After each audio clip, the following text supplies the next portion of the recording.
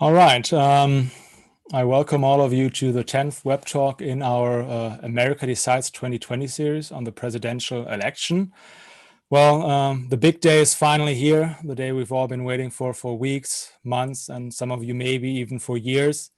So today is election day. Of course, the election has already been underway for about 2 months as absentee ballots began to be mailed out in early September, as we discussed in this web talk a couple of weeks ago.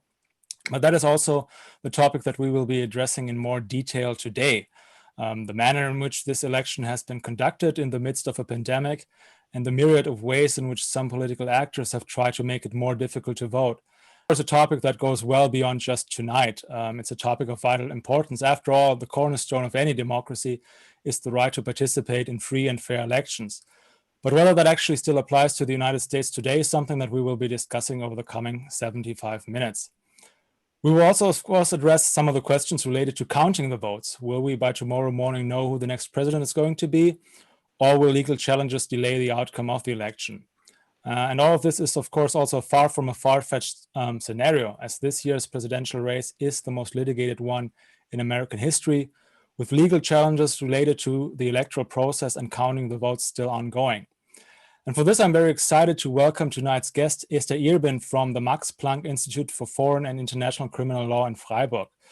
Esther T received her Juris Doctor from the University of North Carolina School of Law at Chapel Hill. She is originally from Indiana, I think. Not exactly a swing state, but a state that was won by Barack Obama in 2008. But at least according to the latest forecast, Donald Trump should carry that state by around 10 points. But we'll wait and see what tonight's result will bring. Esther T has published and held numerous lectures on criminal law and the seminal role of race in this field, as well as the interplay between race and politics. Tonight, I'm very happy that she will provide us with insights into efforts to suppress the votes of minorities in 3 battleground states with large minority populations that may ultimately prove vital to the outcome of the election, those 3 states being Georgia, Florida, and North Carolina. After that, I will provide a quick overview or have a quick look at some of the legal challenges that are still ongoing to counting the votes, questions related to absentee ballots and things like that. But before we get to our guest and my second part, my colleague Patrick Horst will provide you with some fundamental insights concerning the obstacles American voters encounter when trying to use their democratic right to vote. And as always, you're of course free to ask questions related to this topic, and of course also I think questions related to tonight's electoral outcome. I'm sure that's something that we will address later on as well. So without further ado, over to you, Patrick. Thank you very much, Philip. Maybe not some basic insights, but some basic facts, I would say, about the history of voting rights and voting suppression in the United States. I would like to stress 2 important facts. First, that the United States is a very old democracy, which at the beginning was not very democratic at all. And second, that the United States are a federal republic and elections are primarily regulated by the states, although Congress may by law make or alter such regulations, as the Constitution says. With respect to the first fact that the US is a very old democracy, this is important because there were many voting restrictions in place at the founding of the republic. That was also the original sin of slavery. This meant that there had to be many long emancipation battles to get the right to vote established for everyone. To mention just the historically most important expansions of the right to vote. First, at the beginning of the Republic, the suffrage was restricted to white male slaveholders, property owners, and taxpayers. So disenfranchisement was actually based on race, sex, and class. By 1860, at the start of the Civil War, property and tax-paying requirements had vanished in all but 4 states, so class was mostly extinguished as a reason for disenfranchisement by federal law. The second expansion of the suffrage came after the end of the Civil War, with the 14th and 15th Amendment to the Constitution, the latter of which stated that the right to vote shall not be denied on account of race, color, or previous conditions of servitude. so race and slavery, were extinguished as reasons for disenfranchisement by federal law as well. The next group to get suffrage were women in 1920 after the end of World War I, with the 19th Amendment to the Constitution. So sex was also extinguished as a reason for disenfranchisement by federal law. The last group actually to get suffrage were young voters when during the Vietnam War, the voting age requirement was reduced from 21 to 18. And so age was no longer a reason for disenfranchisement, although you can discuss whether the age requirement should be reduced even further. But I think that's not much of a question in the United States. At first view, this looks pretty good. On the national level, the US by now guarantees near universal suffrage, but this aim is still not achieved for all, especially non-citizens and the mentally ill still have no right to vote, and felons are only in some states and under certain conditions allowed to vote. I'll come back to this in a moment. Before, let me stress my second point, which is the importance of federalism. Voting rights at the national level can mean something very different from voting rights at the state level. Everybody of you knows that although Black people got the franchise in 1870, the reality in many states, especially southern states, looked quite differently than the letter of the law for almost a century until the Civil Rights Act was passed in 1965. In reaction to the emancipation of Blacks, at the national level, white Southerners, at the time almost exclusively Democrats, devised so-called Jim Crow laws to effectively disenfranchise Blacks at the state level. One example was the white primary in the Democratic Party, which was declared to be a private club open only to whites. It took the courts more than 2 decades until the Supreme Court finally ruled this practice unconstitutional in 1944. Other devices to disenfranchise Blacks were poll taxes, literacy tests, and actually the whole system of segregation, violent voter intimidation, and lynching. So what do we learn from this? First, in a meaningful sense, the United States is not an old democracy, but a rather young democracy. Actually, it only became a full democracy following the Civil Rights Act of 1965. Second, states are really important actors in the field of voting rights and election law. They still are and will be, but Congress and the courts as well have the power to rein in the states. By and large, the drive for expanding voting rights has come from the national government, although there are some exceptions, there are some progressive states as well, but by and large, it has come from the national government, especially from Democrats, whereas the states, nowadays mostly Republicans, work to restrict the suffrage. In recent decades, efforts to expand voting rights have come, for example, in the field of election day registration. In the United States, as you all know by now, you need to register before you vote. In some states, before every election. Then in the field of automatic registration, this means that you are automatically registered when you are in contact with a specific government agency, often the Department of Motor Vehicles. And furthermore, in the field of online registration, for example, so-called motor voter laws, and voting by mail, early voting, and no excuse absentee voting. I think those are the main fields of expansion of voting rights.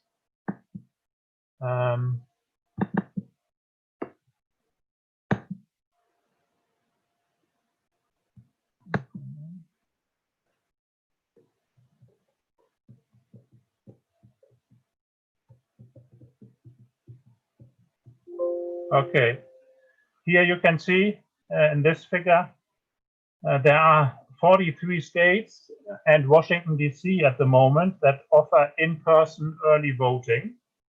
6 states, those in gray here in this figure, don't offer early voting options. And 5 Western states, Washington, Oregon, Colorado, Utah, and Hawaii, the light blue states in this figure, they all have all mail voting.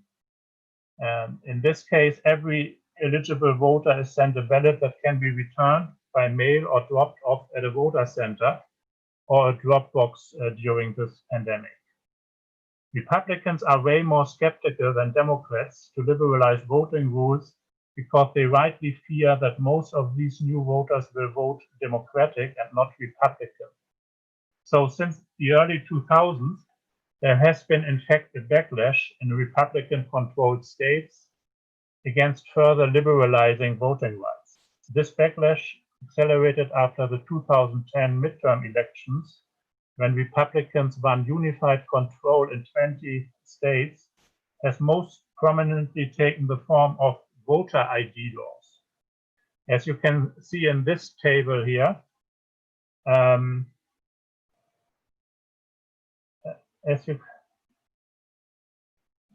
since the early, there have been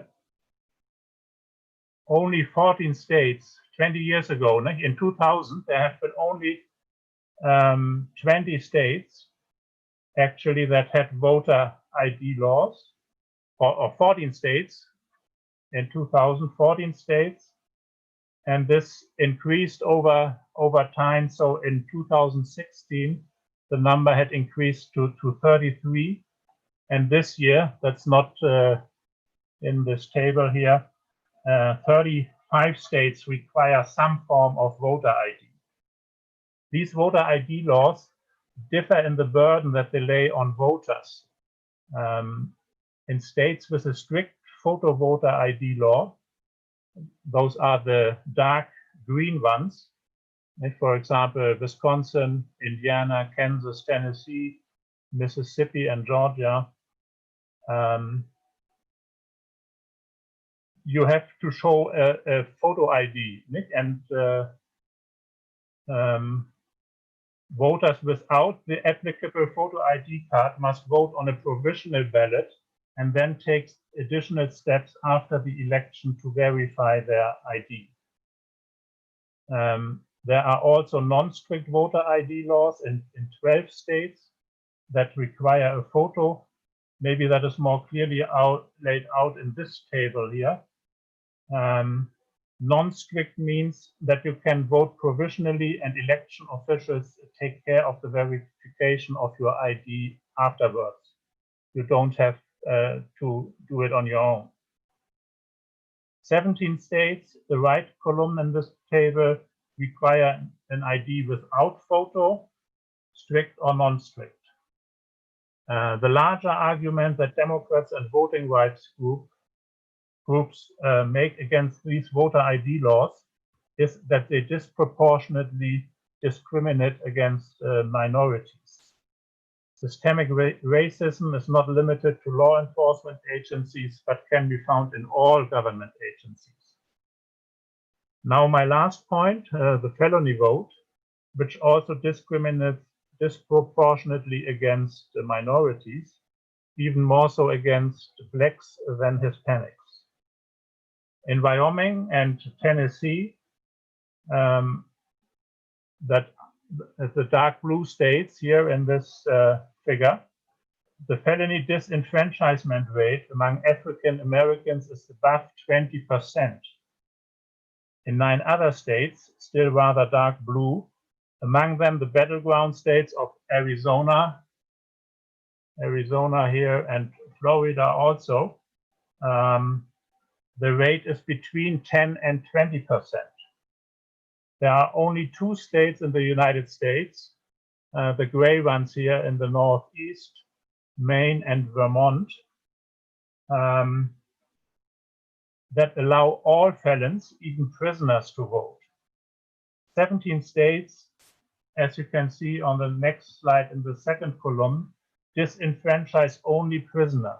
20 states, the third and fourth column, deny voting rights additional to felons on parole or probation, and 11 states, the most restrictive ones, and also those with the highest disenfranchisement rate.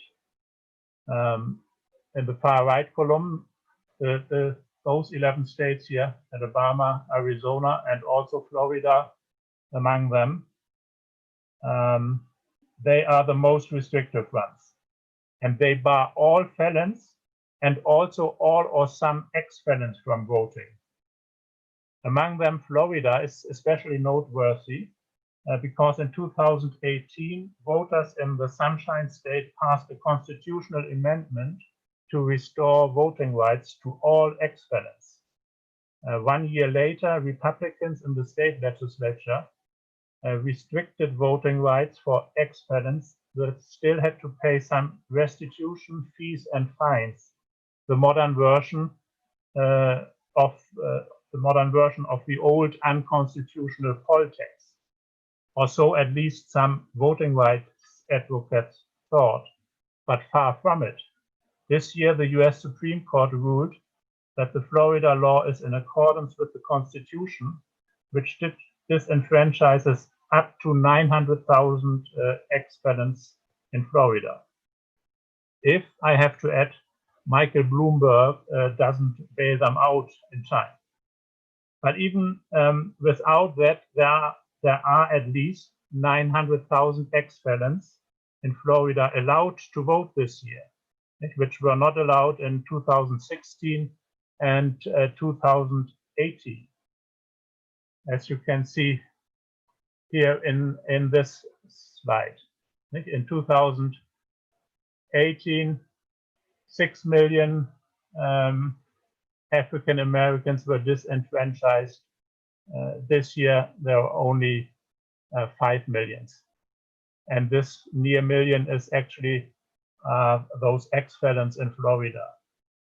So with this, I want to finish my introduction, because actually this may, yes, possibly can help Biden in Florida today. So I yield the screen to Esther, who can tell us a little bit more about voter disenfranchisement and voter suppression in the current state of affairs.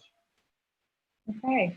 Well, thank you for that introduction. I think the first part of my overview really does connect with the information that you already provided as it relates to Florida specifically, and felony disenfranchisement. I think to state kind of how important this issue has been over the last few years, especially in the last couple of elections. You have millions of adults who are banned from voting because of a criminal conviction. And this is extremely important because around 1.3 African Americans are in this group. So there's a couple of things that I think that are important to highlight before we even go a little bit further into Florida. Is just a couple of myths and some misconceptions around felony disenfranchisement. To be clear, even though you do have large portion of African American voters who are not able to vote because of these laws, it does not only impact Democrats versus Republicans. You do have some communities and some segments of voters who fall in this category that do support other political parties who have high, for example, for Republican turnout in Republican primaries.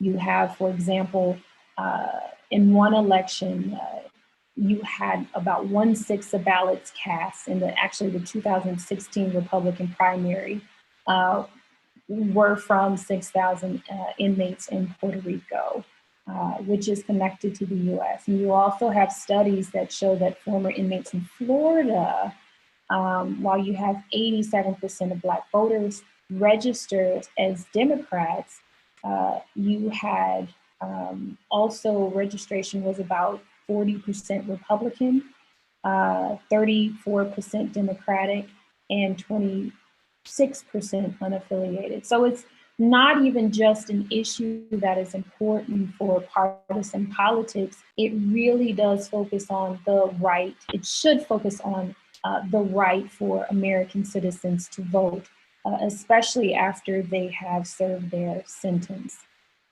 So currently in Florida, as it was discussed, you had in 2018 Amendment 4 that was passed that allowed people who had been convicted of a felony to vote, except those who were convicted of murder and sexual offenses. But there were also some challenges to this after the law was passed, especially as it relates to how do you get these rights back. So if you're convicted of a felony, you get your right to vote. It does not mean you can go straight to the polls on voting day.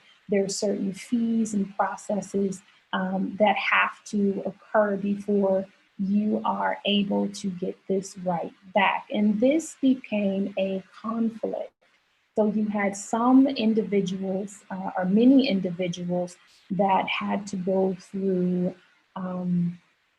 processes for fines, paying money, also going through interviews with lawmakers and policymakers as far as their choices.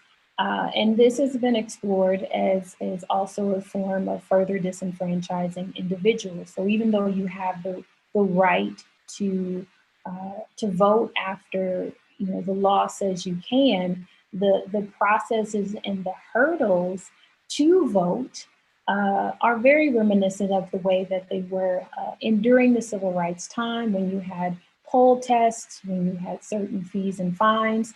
So you had a number of court cases that addressed that issue. So even though it seems like progress was made in states like Florida for turning or giving those who are convicted of felons the right to vote, as we can see, and as will be the case, that just getting the right to vote does not mean that the process or the policies that follow that will be so permissive and allow one to engage in their rights to vote. So going on to Georgia, in Georgia, you had several issues as it relates to the challenges with voting, specifically in the 2018 election for a governor, which was included one of the first African-American candidates for governor, Stacey Abrams. During that election, you had a number of issues that were classified as voter suppression, relating to, as I mentioned, not just having the right to vote, but how easy and how accessible is exercising this right. And this was the issue that they had in Georgia, and this is one of the reasons you have a very strong effort and advocacy behind making sure people can vote. And so in Georgia, the problem was not just in the laws, it was in the process of voting. So you had a lot of machines that were malfunctioning. You had a lot of information and guidance at the polls that were not very clear.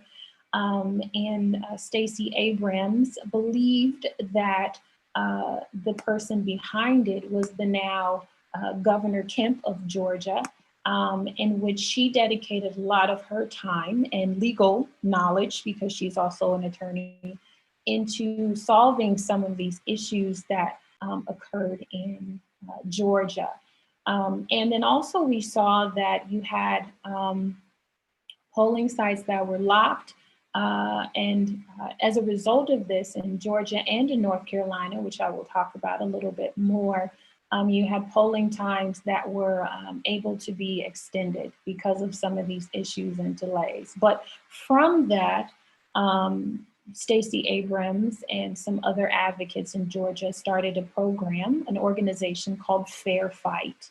And if you look at what's happening in Georgia today, you will see a number of outcomes from this work. Georgia is also having record numbers of early voting, people coming for early voting, as well as people coming to the polls. You have people who are heavily involved in making sure that issues at the polls are being resolved or being reported. And so Fair Fight, Stacey Abrams' organization, or an organization that she had a big part in starting, has been very instrumental. And this is something that you will see and maybe not hear a lot about as it relates to the community efforts behind voting, which I think is extremely important as it relates to communities, especially traditionally disenfranchised communities such as African Americans, and voter turnout, is that it does become a grassroots effort to increase the vote. Everything from standing at the polls, distributing information, having hotlines, and even one of the things that happen a lot in the community where I grew up in, you have people that are picking up elderly people from communities, especially African-American communities, and taking them to the poll. And of course, this happens in many communities, but you really do start to see community efforts after having certain cases like those in Georgia.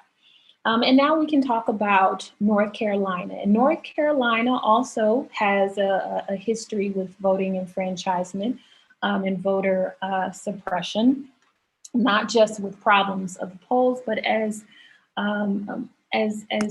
my colleague Dr. Horst said, with voter ID laws. And North Carolina has not only, North Carolina and Georgia, I think it's also important to point out that both of these states, or in Florida, so all three of these states are in the South, and they are former Confederate states. And so they do have a history, not just with voter disenfranchisement, but in race relations and also with Jim Crow. So I think it's also very important to understand that policy-wise, as well as legally, these states have been dealing with these issues, and not for just a short period of time. So in North Carolina, you had the voter ID laws, and to give you an idea of what the court not only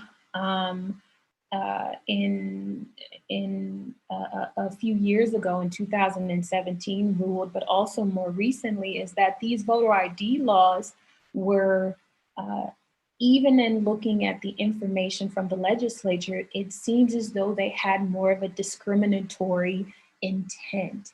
In the court in 2017, the Fourth Circuit even said that the way in which they designed the voting pattern and the law was done, and I quote, targeted African Americans with almost surgical precision.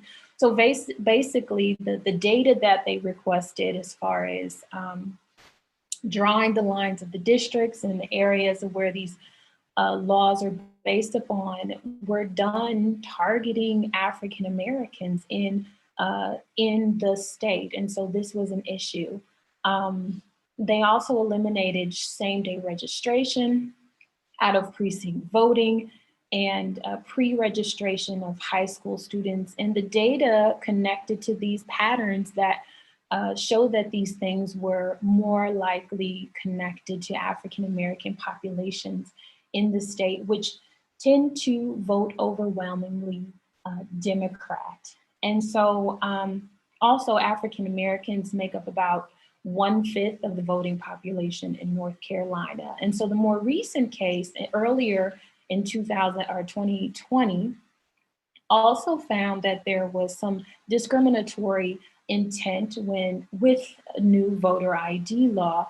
And the judge, US district judge, found that minority voters are not just likely to have an acceptable form,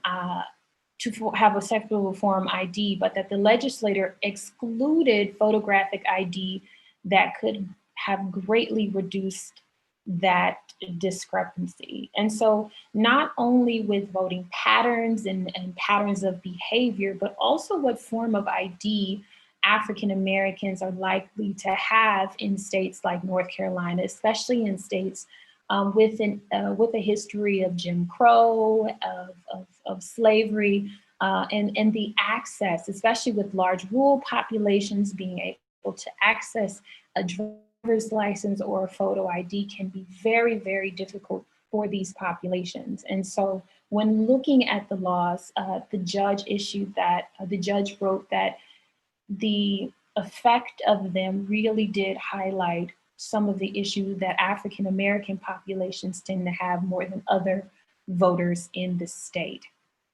So this is just an overview of some of the issues that are happening in key states, especially those that have a history with discrimination, also have a history with working to at least enable the African American vote as far as advocacy is concerned. And so it will be interesting to see what impact the work on felony voting, especially in Florida, since the 2018 Amendment 4, as well as efforts in Georgia will, how these things will contribute to what happens tonight. I think this is one area of interest that I know that I have as far as looking at what impact advocacy has, not just advocacy in the law,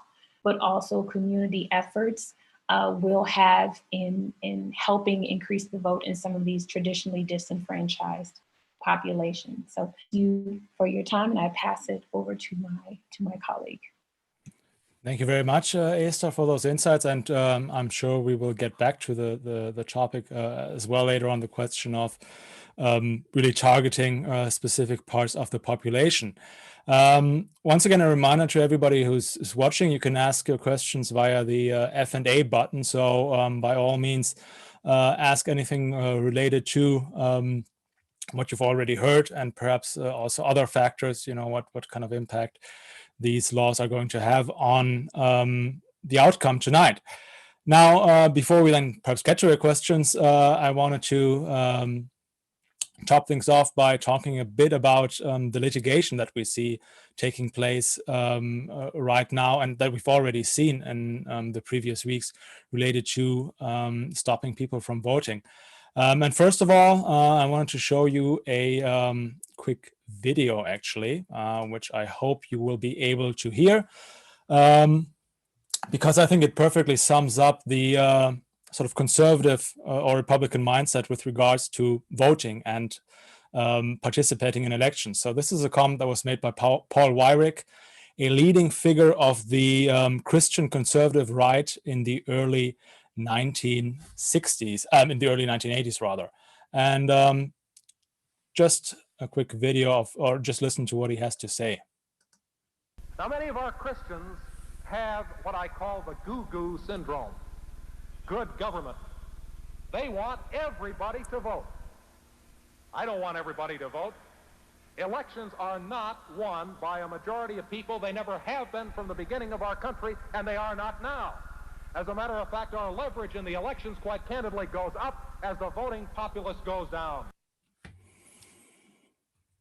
Now, many of our Christians So just to sum it up, the important comment right here, our leverage in the elections quite candidly goes up as the voting populace goes down, which again, I think perfectly sums up the conservative mindset, this was the mindset as Paul Weyrich was addressing Christian conservatives, but this is a mindset that has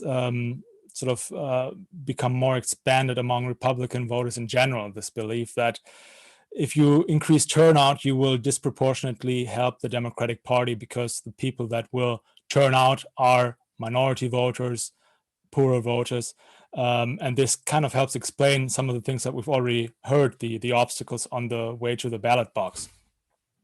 So just to provide you with an overview, of course, this is an election conducted in the middle of a pandemic. So quite a number of states have adjusted the ability of their voters to take part in elections. As you've already heard, voting in the United States, even in federal elections, is by and large a state matter. So it's been up to the states to make it easier for people to vote. You see that about half of all states have actually helped make it easier for people to vote. For example, places like California, the biggest state of the union, automatically mailed ballots to all of its voters. And then you see that there are 27 states that haven't made any changes. And perhaps one of the things that stands out a bit is that you see a lot of red states. So the red boxes are states that were won by Donald Trump by 5 points or more 4 years ago. And you, for example, see that there are still 5 states where in order to apply for an absentee ballot, you actually need to have a reason that goes beyond saying I am fearful of the pandemic. So in a number of states in the United States, you can't just apply for an absentee ballot. You have to have a valid reason. You have to prove that you are, for example, not in the state or not in your county on election day, or that you are old or frail or whatever. And some of these states have said, okay, COVID-19 fears are a valid fear or a valid reason rather. But you do see that those 3 red states, Indiana, Louisiana, Mississippi, Tennessee, and Texas, of course, could be a very important state tonight, still put that in that additional obstacle in place, which made it more difficult for people to say, I want to vote in advance. So this election, the most litigated election of all time, the most cases in front of a variety of judges of all time. As of November 1st, there have been 328 legal cases related to changed election practices in the wake of COVID-19. So legal cases related to things like making it easier to vote via mail and so forth.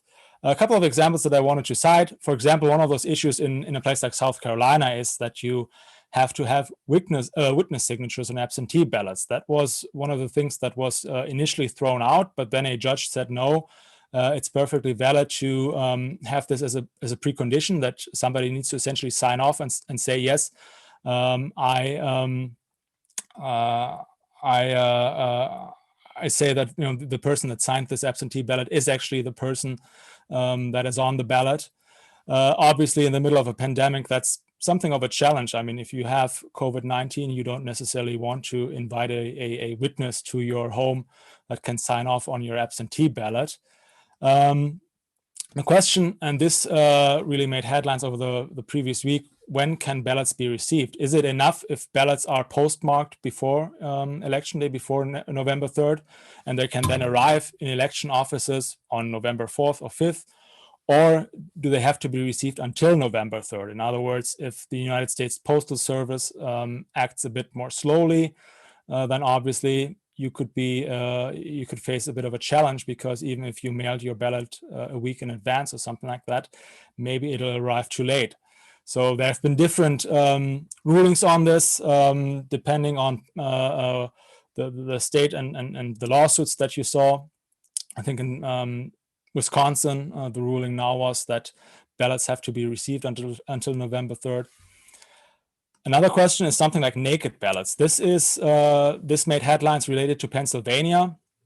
So in Pennsylvania, you have to put your absentee ballot into a separate envelope, and that separate envelope is then put into another envelope, and then you send it off to the election office. And if you fail to use that initial envelope, you have a so-called naked ballot, and that ballot might not be counted. Of course, quite important in the context of this election, because you have a lot of first-time absentee voters, people that are not used to this process. I mean, if you've already voted via mail on a number of occasions, you know that you need another ballot in a place like Pennsylvania. But if you do this for the first time, maybe you made that mistake and your ballot might be thrown out. And the big issue has, of course, been what I mentioned, this practice of automatic mail-in ballots, that states have decided to just send every registered voter a ballot. And there is, admittedly, I think, a case to be made here, or at least there are some challenges there, because in the United States, you have to register to vote. If you move out of state, or perhaps if you die, there is a chance that you might remain on the register, on the voter roll rather, for a while. So it's potentially possible that you move into a place and you receive someone's ballot who has moved out. Now, in most states, obviously, I mean, if you were to send that ballot back and if you were to fill it out, you'd be committing a felony. So, you should refrain from doing that anyway. But in most states, signatures are checked against signatures that are on record. So even if you would try to forge a ballot, you would have to actually forge the signature of somebody else. But yeah, that's a challenge with these automatic mail-in ballots. In other states, people are registered and they request ballots, or in a place like Oregon, you also have ballots that are sent to every registered voter, but these voter rolls are updated on a frequent basis. So that might be a challenge, and that has been cited in court on a number of occasions, a number of Republican attempts to prevent ballots from being counted with the argument that they are ripe for voter fraud, which again, the evidence shows that there is no evidence of large-scale voter fraud through absentee ballots. One interesting topic that has also popped up is the use of drop boxes. What you see right here, I mean, this is about as American as you can get, a sort of drive-through voting process. These drop boxes are heavily protected, so you have security cameras, and you can't really drive into them either. But a number of Republican states have taken actions to limit the number of these drop-off boxes. So, I mean, this is vital, once again, in the context of the US Postal Service not doing its job. So you might say, okay, instead of sending it to the election office, I'm just going to drive by a drop-off box. But Ohio and Texas said there should only be a single drop box per county. The argument in Ohio was that it would be unfair to voters if certain counties decided to have a variety or a larger number of drop boxes. And therefore, what you saw in some places were these huge traffic jams in front of drop boxes as people were waiting to to vote. But because you had a single drop box in a county, it took a while. And the example is quite, I mean, Texas is an extreme example. So I just wanted to mention Harris County, which is the most populous county in Texas with 4.7 million people. It's home to Houston. It's a heavily Democratic county. And in Harris County, you have the same number of drop boxes as in a place like Brewster County, which has a population of little over 9,000 people. Brewster County is incredibly big. It has an area that is 3 times as large as Delaware, which admittedly is the smallest state in the United States. But obviously just one drop box. And then you have a place like Loving County, which has a population of 169 people. So all of these places have the same number of drop boxes, which once again, it's another obstacle on the way to using your democratic right to vote, making it far more difficult. And I don't have to mention that a place like Harris County is more ethnically diverse as well than some of these rural areas, which once again, as we've already heard, means that minority populations are disproportionately affected by these different measures. So just to sort of segue into tonight's vote, what does all of this mean for election day as we await the results?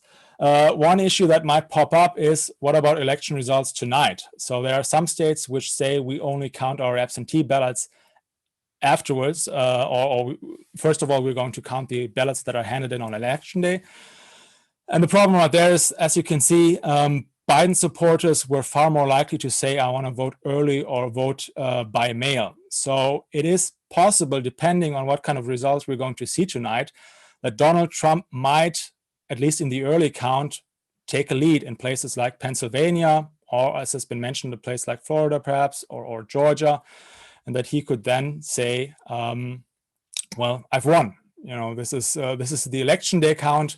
I'm going to declare myself the winner, because any sort of ballots that are coming in after election day, this is evidence of ballot tampering, and these are just irregular ballots or something like that.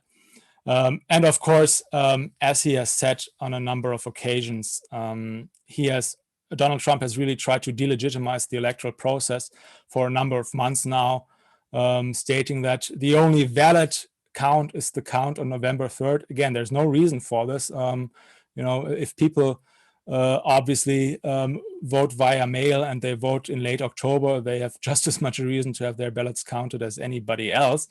And as you can see, Twitter is also taking action against this as of late, adding these editorial remarks to some of Donald Trump's tweets saying that voting by mail is safe and secure. But I think this is going to be obviously one of the big challenges for tonight, the question of delegitimizing the electoral process and somebody perhaps trying to claim a victory, or Donald Trump claiming a victory as well. So this brings us to our last half hour ahead of the election. And once again, just a reminder, of course, ask some of your questions as well.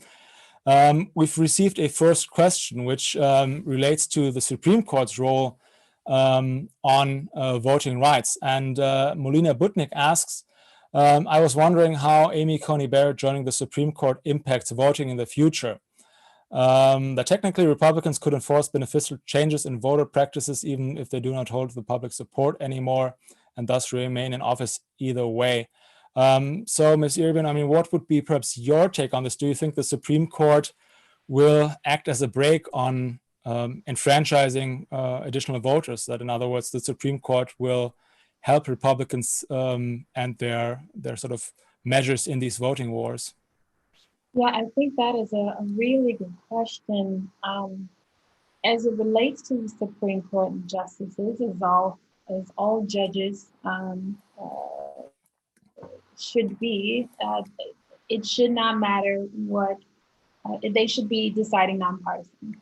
And if we are to take Barrett at her word, she will not let her personal views affect the way that she votes. So each case should be voted on their merits. So we should not, in theory, be able to think that the fact that Barrett was nominated and installed under Donald Trump means that she is there to help Republicans. We should not do that. That is not the role of justices or how they should be deciding. However, we know that in practice, this may not be the case, because when judges are selected or justices are selected, often it's the politicians that say we want more conservative justices, and they tend to nominate justices that have a record of thinking or deciding in their favor. So if there is some particular conflict, or if the votes are contested, I mean, we do have some reference back to Al Gore versus George Bush as far as how important Florida played in the counting of the votes, and also as it relates to the topic I spoke about earlier, as far as felony voting and disenfranchisement of those who are convicted of felons. If those who are convicted of felons were able to vote in the Florida election for Bush versus Gore, that would have had a significant impact on the outcome. So again, we hope that if the court does receive a case relating to this election, that the case is decided on its merits. And as we've seen, that a lot of mail-in ballots, a lot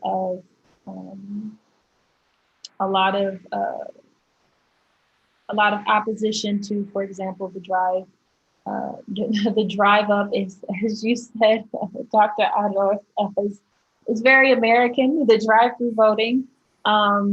We have to see how this might play out over the next 48 to 72 hours. Also very important is standing on these cases and the people and those who are filing these cases. So we should be able to, we just have to wait and see with everything else about Barrett.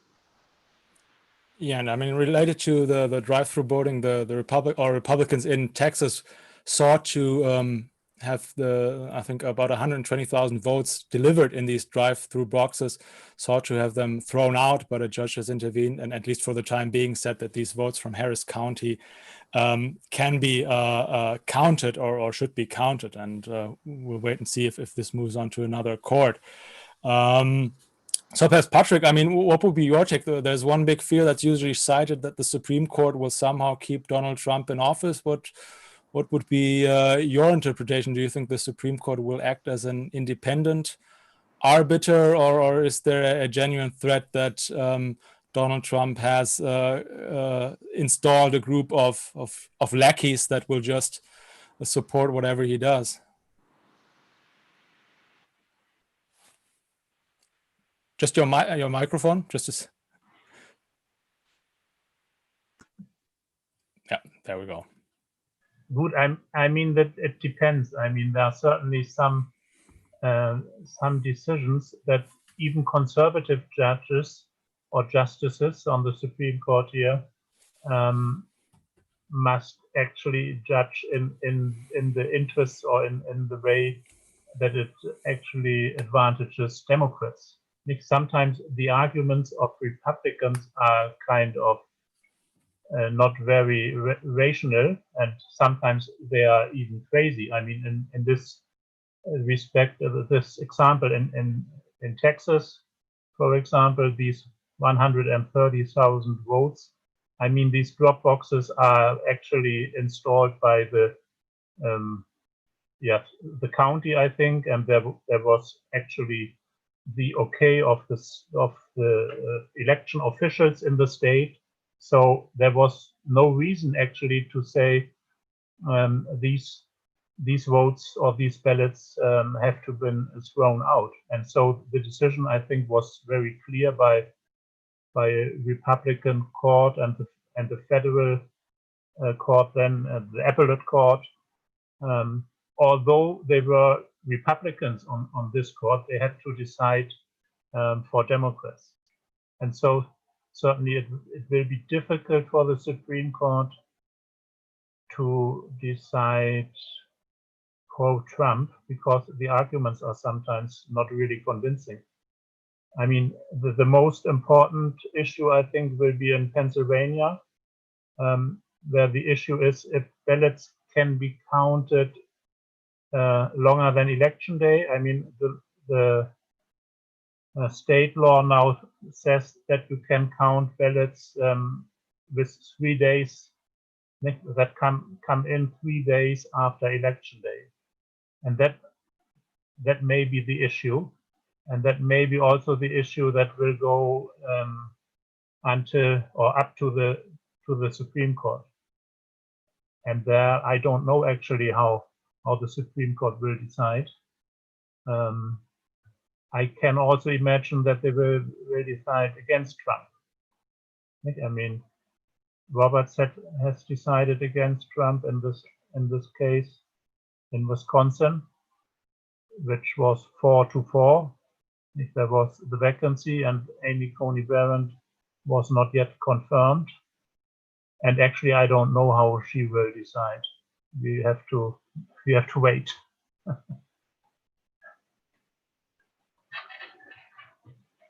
Okay, so one additional question that we have from the audience by Peter Schoch, which is, I think, sort of the question that everybody is on everybody's minds, and perhaps asking you, Esther, will there be riots if Trump appoints himself president early? So, I mean, do you think in light of some of the things that we've seen in recent weeks, armed altercations between pro-Trump and anti-Trump group, and I think there's an increasing trend of some left groups to also arm themselves. Do you think that there's a potential for some kind of serious conflict, or how do you think the Democratic Party would just respond if Donald Trump came out tonight and said, "I've won, that's it"? Well, I mean, I think like we discussed with the Supreme Court take on the election, it's hard to predict what Americans will do as it relates to what Trump will do, because we've already seen over his presidency that, I mean, he's likely to say a lot of things to get people excited, shocked, so on and so forth. So, I mean, I think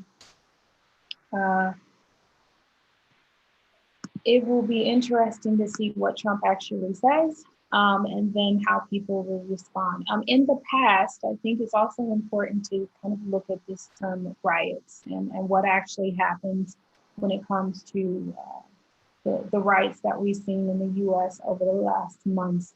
Definitely, as you mentioned, there has been conflicts between groups that identify both with the left and the right, being armed, and then also one has to keep in mind that there is a general fear of violence in the US as it relates to the political division in the country. And so gun sales have increased for both, for people who tend to have all views on the political spectrum. And then it also comes down to some of the groups that are a bit more extreme. So will you have violence from people who are a bit more extreme or considered extremists, whether they be supporters on the left or the right? It's hard to say. I mean, the US is a place where protest is very important. And so if you do have, for example, when Donald Trump took office, you had massive protests. As it relates to police violence, you had massive protests. And within those protests, you did have people who started rioting, and they have often different interests than those who protest. So you might have people who riot or who cause violence through either person-to-person harm or damaging property because of political views. And then you also have those who were rioting and causing violence and damage because they were taking advantage of an opportunity.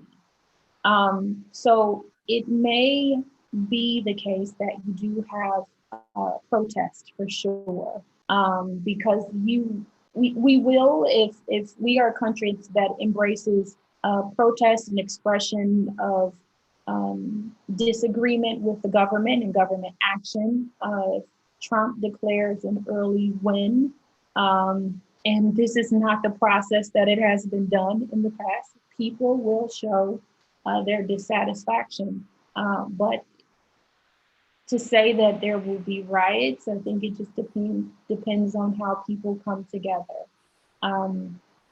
But we have seen definitely the violent conflict and the violent clashes. This is an election that is not only an election, but a presidency and a year that has evoked high emotions. And so I think this is where the worry is. There are a lot of people who are angry, that are frustrated, not only with government, but also with the pandemic. And when these things are not addressed, when anger is not addressed outside of politics, there are some pretty serious consequences for that. And I don't think that it would be just Trump that would encourage that. I think the whole atmosphere of the election could inspire that.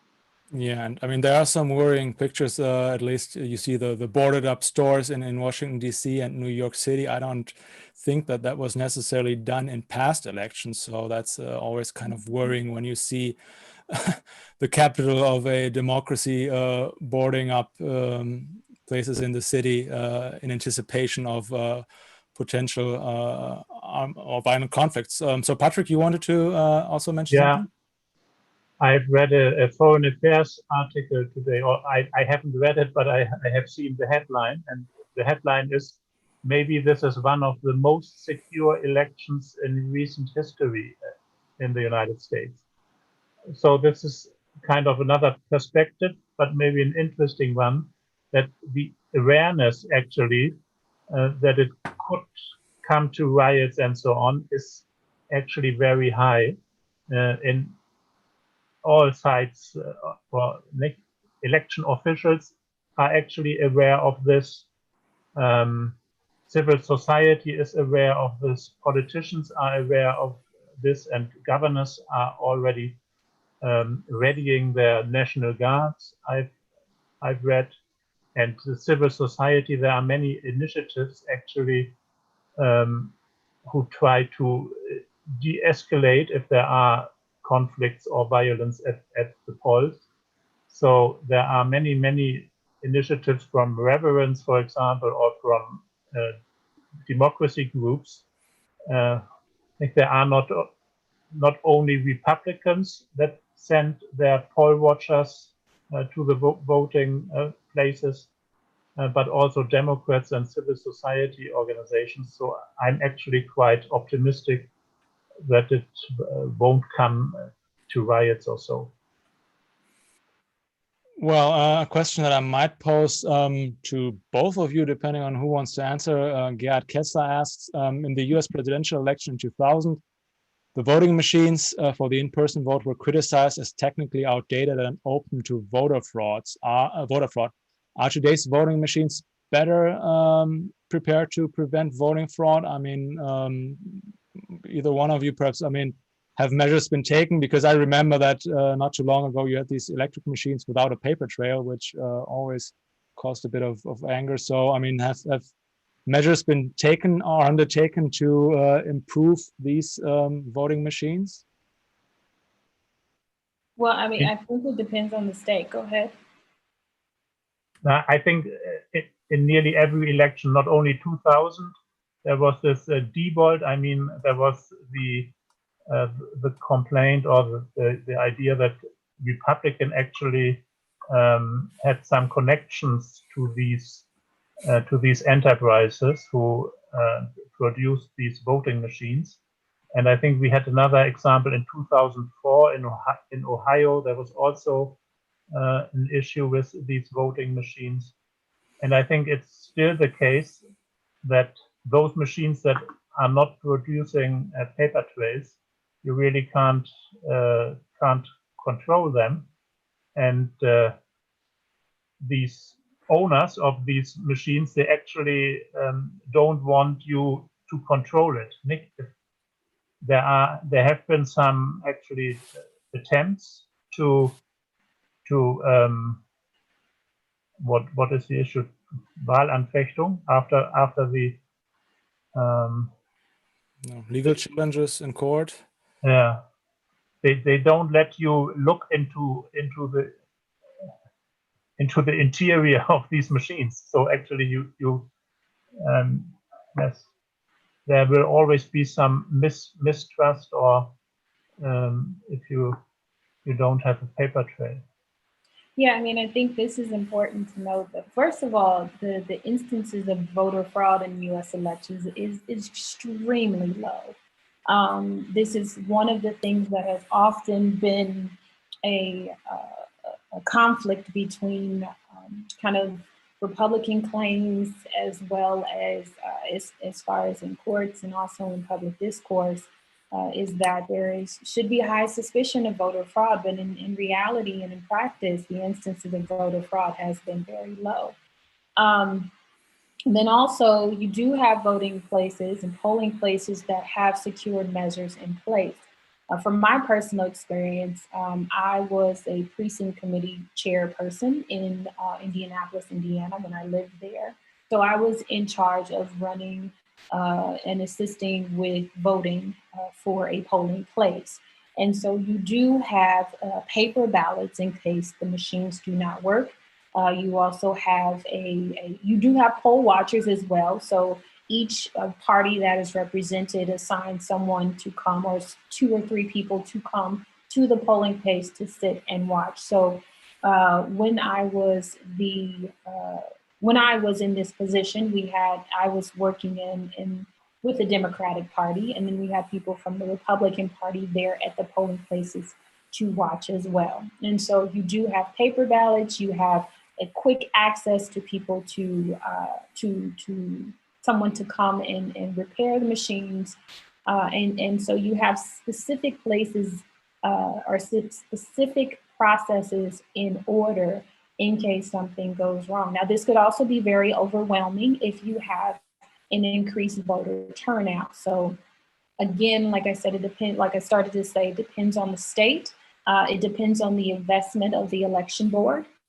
But often there are processes put in place that can at least help solve some of these issues. And preparation for this election, I know has been in play for some time, especially in states like Indiana, in Indianapolis, where I'm from, or the Marion County, where I'm from. So hopefully you do have support for when these situations occur.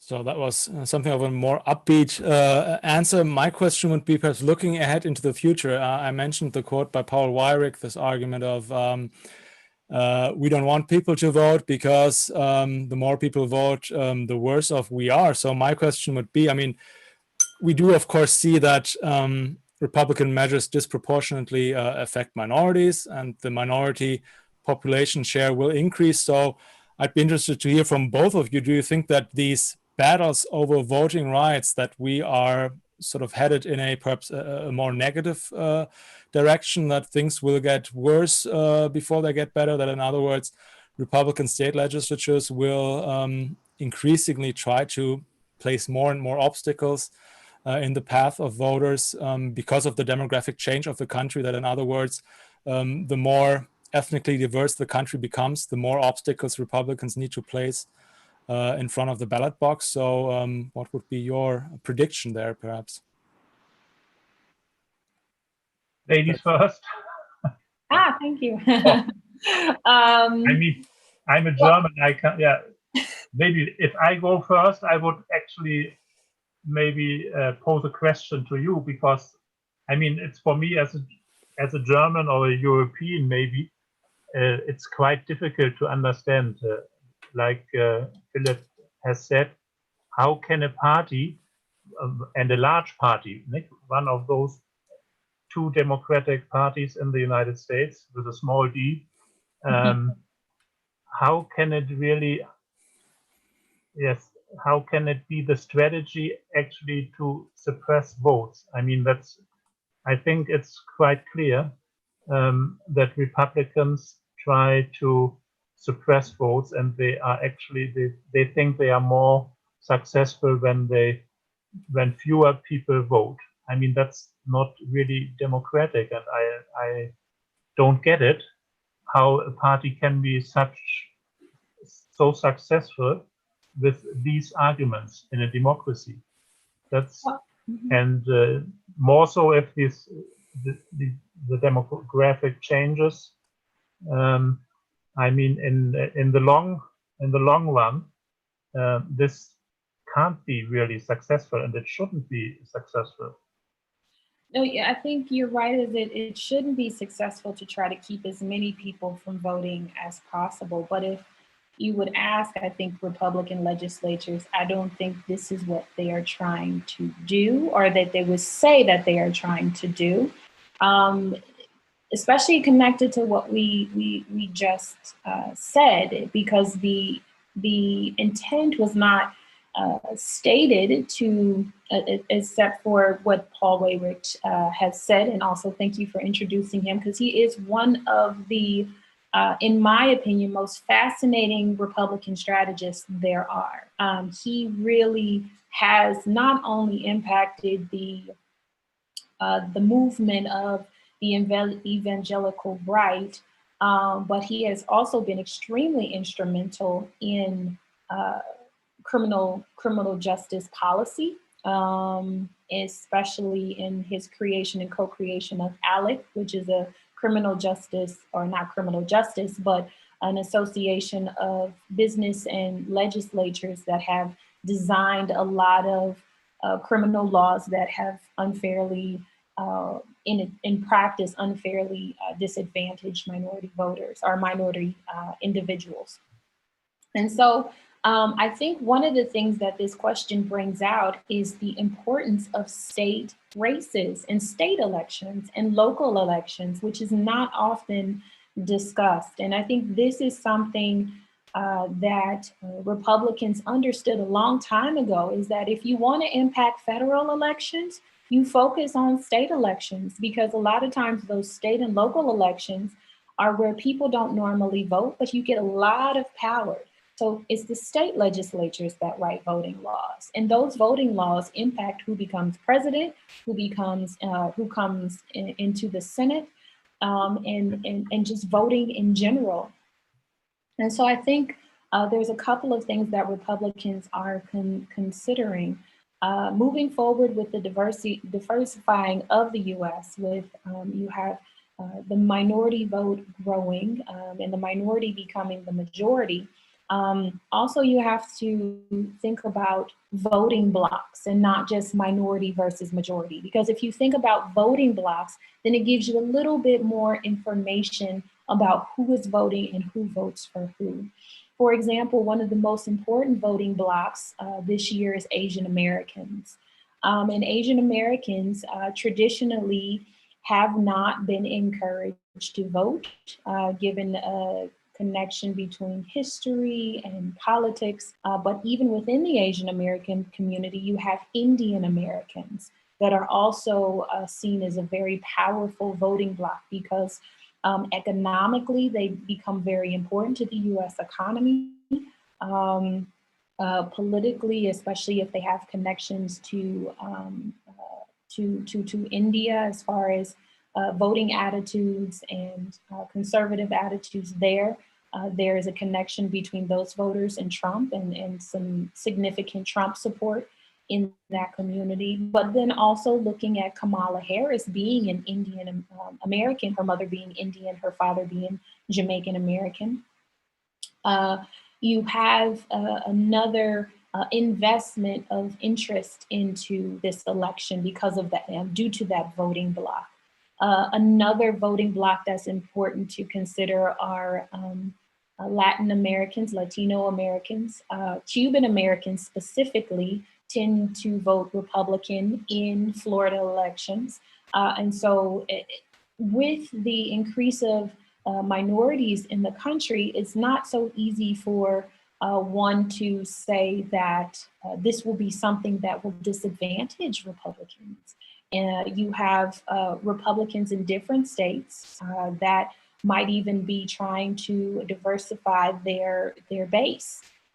For example, in Indiana, the Republican Party has started a diversity leadership program looking for different voices to become a part of the party. And you have this also in other states like North Carolina.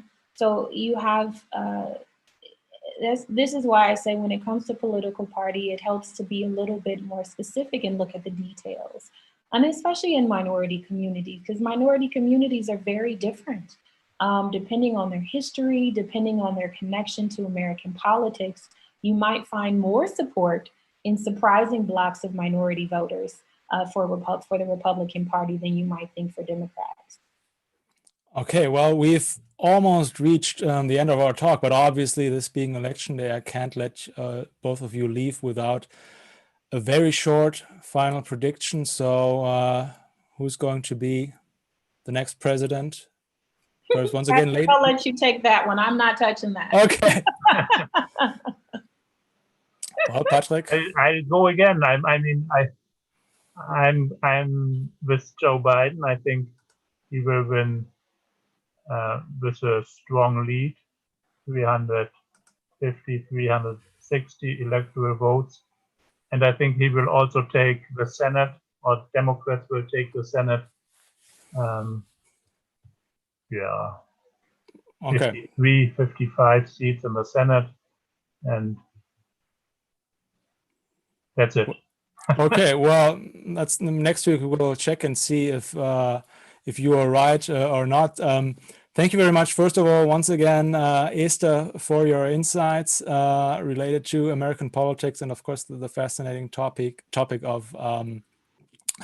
of the sort of interplay between race and voting rights. And also thank you, Patrick, for your overview of just the obstacles that people face in the United States. Now, as I mentioned, next week, we will be talking about the presidential election result with our guest, Christian Lammert from the JFK Institute for North American Studies at the Freie Universität Berlin. Hopefully we will have something of a certain outcome by then, and chaos or riots can be avoided. But regardless of what happens, we will be looking at some of the voting patterns of key demographics and assess what ultimately determined the result of the presidential election. So I wish all of you an interesting election day, election night. Stay healthy, stay safe, and we'll see each other next week. Thank you.